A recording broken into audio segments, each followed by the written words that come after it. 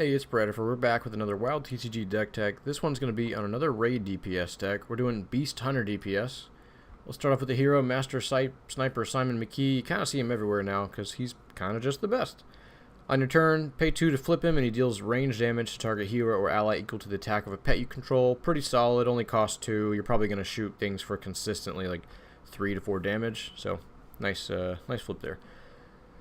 Moving on, these same labels seem to apply for all these DPS decks. It's just a bunch of threats. Some are small, some are big, a little bit of utility, and a bunch of resources. Let's jump into it. Lady Bancroft, she's a 1-drop 2-1. Prevent all damage opposing heroes would deal to this ally. They can't attack into her, and their damage-based removal does nothing for her. She'll stay around almost the entire raid unless they play a destroy all or remove all allies thing or ability. She also dies to other allies or protectors or tokens, so just keep that in mind. For her, Garet Vice, only 2 of him, just a 1-drop, 2-1 with Aberration, prevents all non-combat damage, so he dodges a lot more damage from our opponent's removal.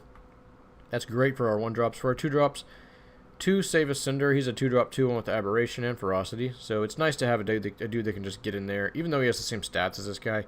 He has Ferocity. There's a number of turns where the math just doesn't work out right, and we need to get in there with Ferocity, or we need to run in there and kill a Protector or something, and this guy just gets the job done. Sometimes he gets to live and dodge all the opponent's removal as well.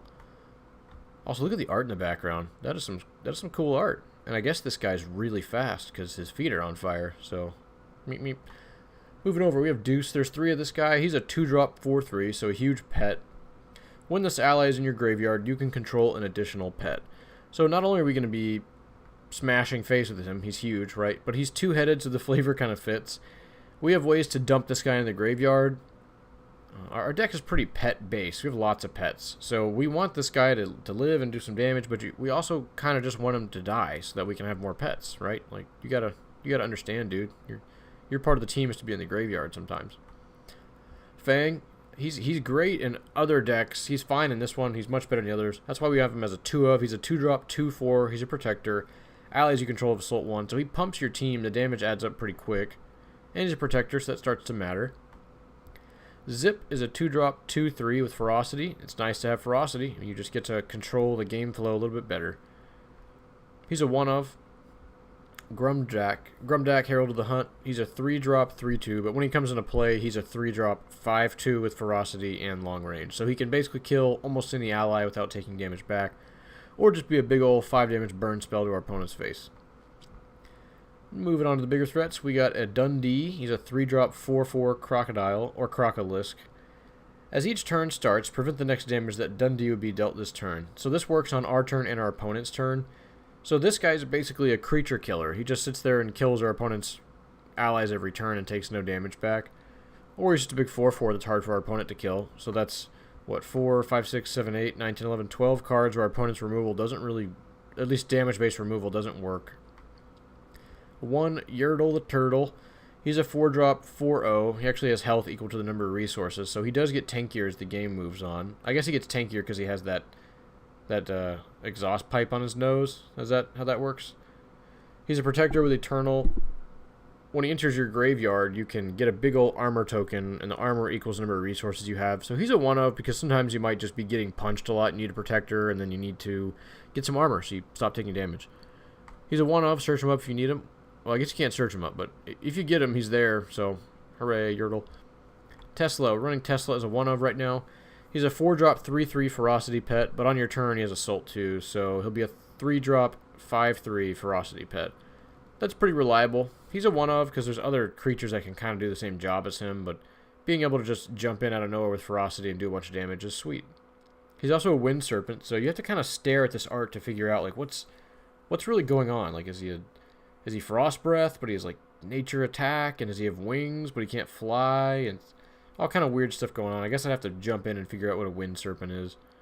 I'm going to guess it's a snake with wings. Is that what they're going for? Next up, Legacy of the Legion. It's not really a pet, but the more I played, the more I wanted it. It's a 6-drop ability. You get a 5/5 Demon Protector token and a 5/5 Ferocity Demon token. So you get 10 stats worth out of this card. 5 of it's Ferocity, 5 is Protector. It just gives you offense, gives you defense. And the art's pretty cool. I never really thought about the art, how the art's just 2 big tokens, and that's exactly what you get, 2 big tokens. That's pretty neat. I like that. It's a 3-of. You might end up resourcing 1, but you always draw 1. It's super impactful to play. Gahz'rilla is a 7-drop 8/8 protector. When he is dealt fatal damage, you get to put 2 4/4 Hydra head tokens into play with protector, and when either of those tokens die, they also put 2 more 2/2s into play. So it's a single 8/8 and then 2 4/4s, and each 4/4 turns into 2 2/2s. And then those 2/2s just die. But you get a whole chain of protectors worth out of this if he doesn't get removed from play. It's a 1-of in the deck, and it's really fun to cast if you ever get to it.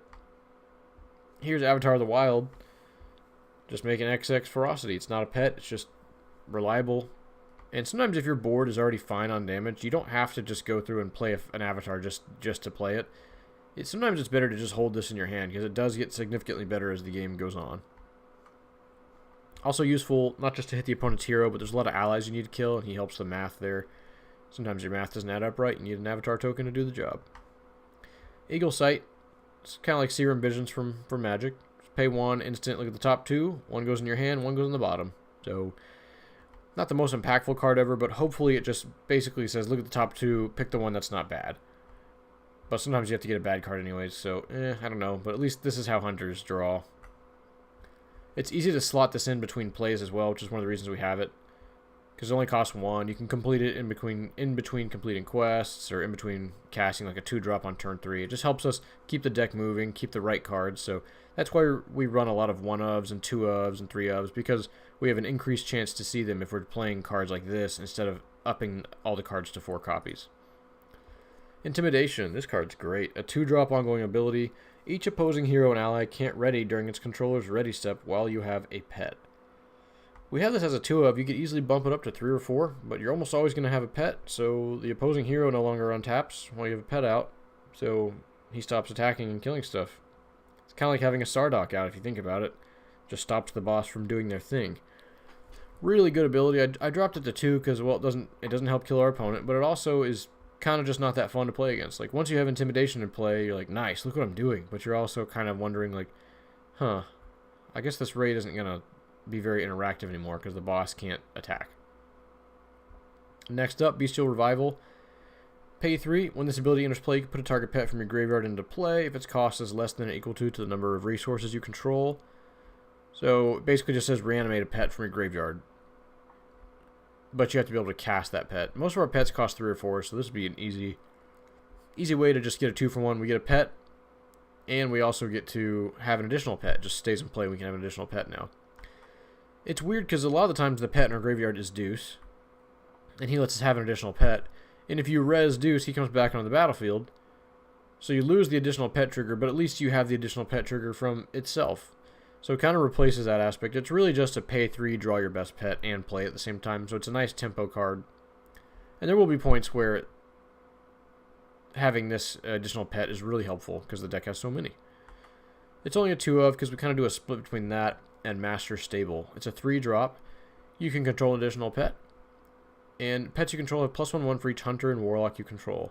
Well, our hero is a hunter, so they all get +1/1. Sometimes you have a Grumdak in play, so that's +2/2 if he's in play.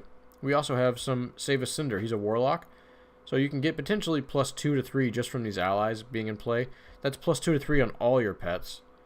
And you get an additional pet. So it fulfills a very different role than this card. This creates a creature. This pumps the current creatures and makes you consider what kind of hunters or warlocks you might have in play. Twilight Assassin. He's a 4-of in this deck because we don't have much draw. We're a hunter. 3-drop 2/2. Draws a card for every other player unless they choose to discard a card. Not going to happen. So you're probably going to draw 3 or 4. Great way to refill your hand. He's also a little 2/2, so he'll trade or do some damage. Why not? Looking at the resources, Legendary Heroes. You already knew this was here. It's pay 1, draw a card most of the time. Terror of the Tides. Pay 3, look at the top 5, and put an ability, ally, or equipment that costs 3 or more into your hand. It's kind of expensive, kind of clunky, but when you get to the point when you really need to draw something good, this is going to end up grabbing you either a way to res a pet or to get an additional pet so you can keep playing. A Grumdak for a bunch of damage. It dodges Avatar, which is a bummer, but it can get us the 1-of Gahz'rilla. It can get us this dude that draws us a bunch of cards, who's the ideal pick, honestly. If you're having to quest at this moment in the game, you either need to get some action and kill your opponent's stuff, like with Legacy of the Legion. That's probably the biggest card you can just grab and it immediately does something. The 3 legacies, the single Gahz'rilla, are the most impactful cards that you can grab with it. You can also get the 1-of Tesla. all the card draw. There's a lot of things you can grab, but you just can't grab most of the low drop stuff. But if you're revealing 5, you should be able to get at least something good, because it also grabs all the 3 drop stuff. So you can always grab a Dundee if nothing else. He's reliable. He sits around.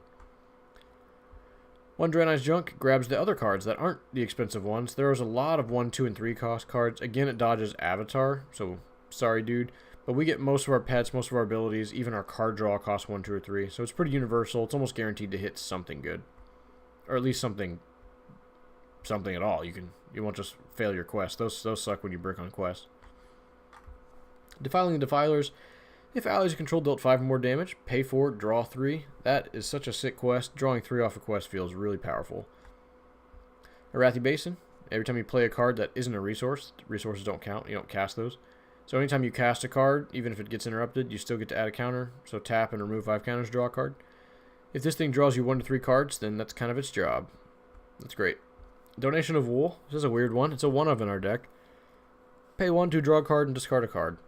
This lets us discard Deuce into the graveyard if we need. Sometimes we just need to get an extra pet in there so we can continue playing. And for 1 mana, that's a great way to do that.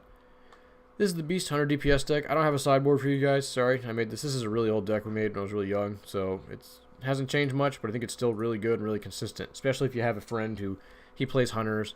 There's no bows in the deck. You could easily add some bows, but sometimes it's nice to just have creatures and let this person who's newer to the game play with creatures and attack with creatures. It's fun and it's satisfying, especially when all your creatures are immune to half your opponent's removal, so they just keep swinging every turn. This deck is the other one that gets most of our boss kills. As simple as they are, playing creatures and attacking with them just seems to work. Hope you guys enjoyed the deck. Have fun.